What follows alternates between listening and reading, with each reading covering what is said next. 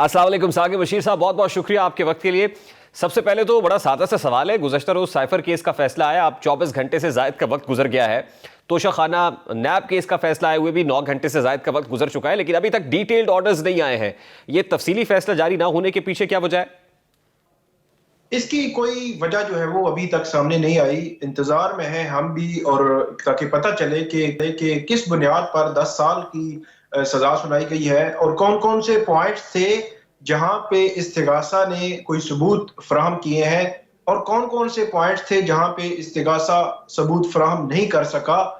और अदालत ने किन जो है वो बुनियादों पर 10 साल कैद की सजा सुनाई है, ये अब समझ नहीं आ रही इस बात की। उमूमी तौर पर यही होता है कि जब भी जजमेंट इस तरह की सुनाई जाती है तो फौरी तौर पर ट्रायल कोर्ट्स उस जजमेंट की कॉपी उनके सामने होती है, वो कॉपी उन मुल्जमान के हवाले कर देते हैं जिनको सजाएं सुनाई जाती है। और वही कॉपी जो है मुख्तसर फैसले की कॉपी वो मीडिया को भी दे दी जाती है। लेकिन एक गैर मामूली सूरत हाल है, कल दिन 12 बजे साइफर केस का फैसला सुनाया गया था, उसका कोई मुख्तसर फैसला भी सामने नहीं आया और डिटेल जजमेंट भी इस वक्त तक भी जो है वो सामने नहीं आई। और जो एक सिचुएशन है, एक कंफ्यूजन है, वो अभी तक जो है वो बरकरार है। तो और ये तहरीक जी इंसाफ की लीगल टीम भी डिटेल्ड ऑर्डर का इंतजार कर रही है कि तफसीली फैसला मिलने के बाद इन दोनों फैसलों को चैलेंज किया जाएगा। जी बिल्कुल। आज का जो फैसला था वो भी अब ऐसे लगता है जैसे दोनों जो अदालतें हैं उन्होंने फैसले सुनाने का एक ही अंदाज था कि कल भी जो है वो जो 342 की स्टेटमेंट है वो इमरान खान दे रहे थे, साथ शाह महमूद कुरैशी खड़े थे, वो स्टेटमेंट आधी उन्होंने दी, जज साहब बाहर चले गए, फिर आए, थोड़ी सी स्टेटमेंट कंप्लीट हुई, जज साहब ने वहीं पे एक सवाल पूछा और वहीं पे सजा सुना दी। आज भी उनको बुलाया गया, 342 की स्टेटमेंट आपकी हुई है, किधर है, पूछा गया, पूछा, वो वापस हाजिरी लगाई, उन्होंने वापस गए, केस कॉल हुआ और सजा सुना दी गई।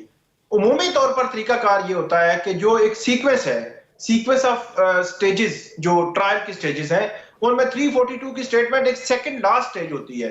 उसके बाद लास्ट स्टेज जो है वो होती है आर्गुमेंट्स, मतलब जो फ्रीकैन के जो आर्गुमेंट्स होते हैं। तो दोनों केसेस में वो आर्गुमेंट्स कहीं साइफर का कहा जा रहा है कि वो सरकारी वकीलों ने और उन्होंने पहले ही आर्गुमेंट्स कर लिए थे, बाद में 342 की स्टेटमेंट हुई है। और इस केस में ये कहा जा रहा है कि आर्गुमेंट्स हुए ही नहीं, उनके वकील वकला को लिए ही नहीं है।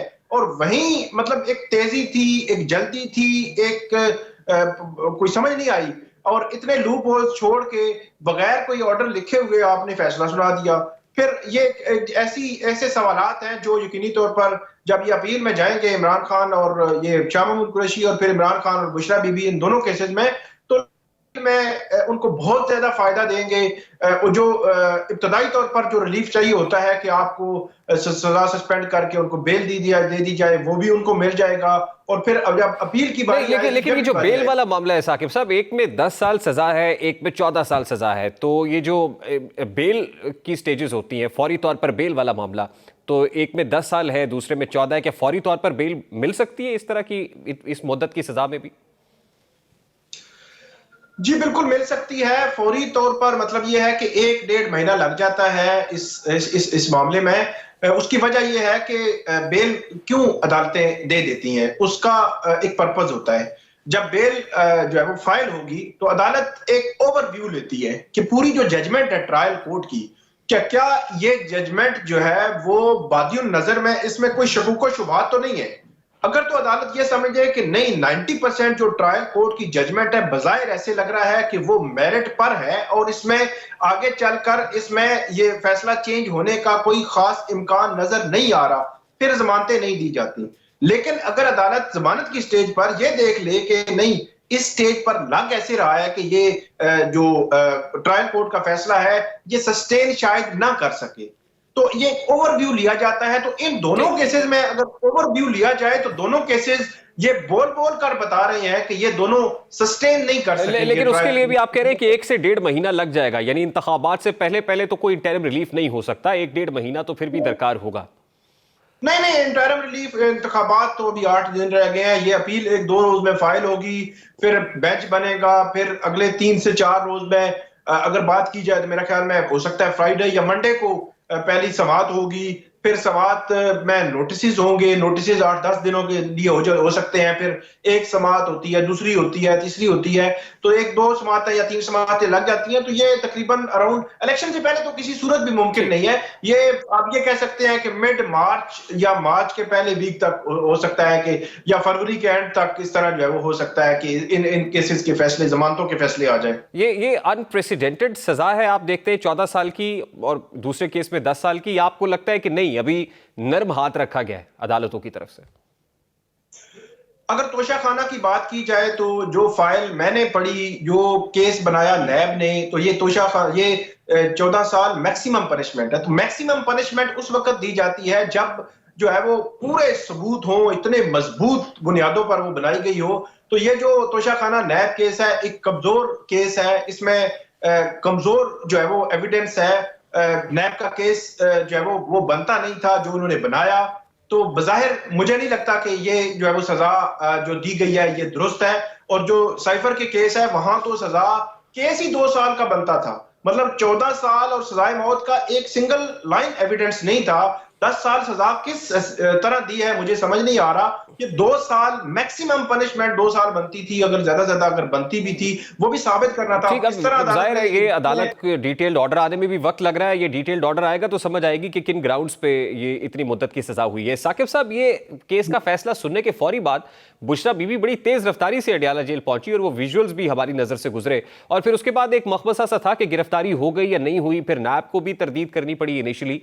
ये क्या होता रहा अदालत में, और फिर अब बुशरा बीबी क्या अडयाला जेल में ही रहेगी या फिर जेल से शिफ्ट किया जाएगा उनको, क्योंकि खवातीन की एक जेल मुल्तान में है? नहीं, खवातीन की जेल मुल्तान में नहीं है। ये यहाँ पे जो अडयाला जेल है, यहाँ पे भी खवातीन के अलग जगह बनी हुई है, वहां पे खवातीन को रखा भी नहीं, जाता लेकिन है। उसके लिए तो वो ट्रायल में जो होती हैं उनको नहीं रखा जाता हवालात में? परमानेंट भी यहाँ पर कैदी ऐसी हैं जिनको 14-14 साल सजा हुई हो? जी, परमानेंट भी यहाँ पे रखा जाता है, ऐसी बात नहीं है। अच्छा। परमानेंट भी, क्योंकि मरियम नवाज आपको पता है यहाँ पे रही है, उनको सजा थी। तो कैप्टन सफदर भी थे, मरियम नवाज भी थी, नवाज शरीफ भी थे, वो इसी अडयाला जेल में रहे हैं। तो इसलिए ये कहना कि यहाँ पे रखा नहीं जा सकता। और दूसरी बात मुझे समझ नहीं आ रही कि कुछ लोग ये ट्वीट कर रहे हैं कि उनको गिरफ्तार नहीं किया गया। ये अजीब बात है, मेरे ख्याल में शायद तो लोगों को पता नहीं है, या फिर ये है कि वो समझना नहीं चाहते कि जो जब एक बंदे को कन्विक्शन मतलब सजा हो जाती है तो फिर पुलिस या किसी इदारे के पास ऑप्शन नहीं है कि ये ऑप्शनल है कि जी हम अभी गिरफ्तारी नहीं डाल रहे, हम 4 दिन के बाद डाल रहे हैं, ऐसा नहीं है। जब कन्विक्शन हो गई तो वेरी नेक्स्ट मतलब लम्हे ये आपने गिरफ्तारी डालनी है, मतलब बुशरा बीबी ने जाकर सरेंडर किया, फिर गिरफ्तारी हो गई। अब उनका जो फेट डिसाइड होना है कि जेल में रखना है या किसी को सब जेल करार देना है, बनी गाला को या किसी जगह को, वो अलग एक चीज है। नहीं, लेकिन क्या ये भी ऑप्शंस में है कि बनी गाला को सब जेल करार दिया जाए? अभी भी ऑप्शंस में है? ये अभी ऑप्शन में हो सकता है, मतलब ये चीज सुनी जा रही है, सुनी सुनाई बात है। अभी कोई मुझे किसी इंफॉर्मेशन बेस्ड नहीं है, कोई कह रहे हैं लोग कि इस तरह का कोई सोचा जा रहा है। लेकिन ये है कि जहां पे भी हो उनकी गिरफ्तारी डल चुकी है, वो अब उनकी कस्टडी में है। गिरफ्तारी ना होने का मतलब तो ये है कि बंदा चला जाए कहीं पे, वहां से निकल के चला जाए। जब एक जो है वो खातून खुद गई है अडयाला जेल में, उन्होंने पुलिस जो पुलिस थी वहां पे खवातीन की लेडीज पुलिस थी, उस पुलिस के सामने सरेंडर किया है, उन्होंने गिरफ्तार किया है, उन्होंने सारा सामान उनके पास है, सारी चीजें उनके पास है और वो गिरफ्तार हो चुकी हैं। अब सिर्फ ये है कि वो अगर वो अडयाला जेल हुकाम देख रहे हैं कि अडयाला जेल रखना है या किसी और जगह रखना है, वो एक अलग अलग बहस है।